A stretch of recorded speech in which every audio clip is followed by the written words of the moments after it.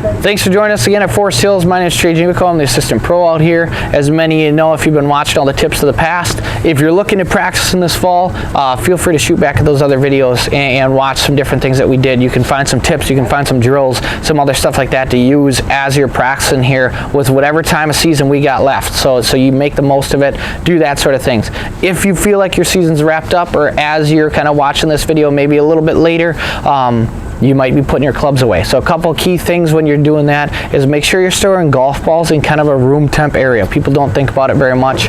Golf clubs and your bags and clubs and all that stuff. A lot of people throw it in their garage, and then when you get in that garage and it's dealing with some temperature extremes, you know, when you got very, very low temps, as you can get into the negatives here in Wisconsin, that sort of thing, it's hard on the shafts and it's hard on the metals of the club heads, that sort of thing, to go through that extreme of a temp and then maybe bring it into the heat. So I always say put it in your coat closet. You can put it behind all your jackets, all your different stuff, especially when you're going to be pulling the coats out to wear them anyway. You can keep it behind those clubs, or keep the clubs behind the coats, that sort of thing.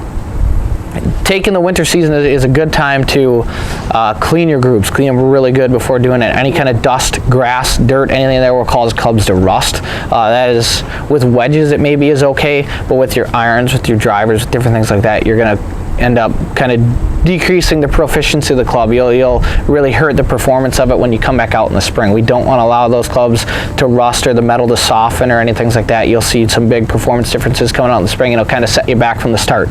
So make sure you clean those clubs, put them away, keep the head covers on them, keep them in an area, like I said, that kind of stays at the same temp all winter. Somewhere between, you know, 40 degrees and 80 degrees is great. You know, those will all keep it good there.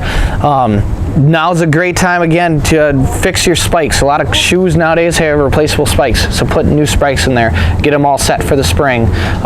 Get your grips redone. A lot of times different things like Amazon or out at North and Golf and Ski or out at Country Club, that sort of thing, a lot of times they have deals on grips, so get your grips redone, get them retaped, and get them all set to go. That way when you come out in the spring, you'll be all set to go and all good to go from there.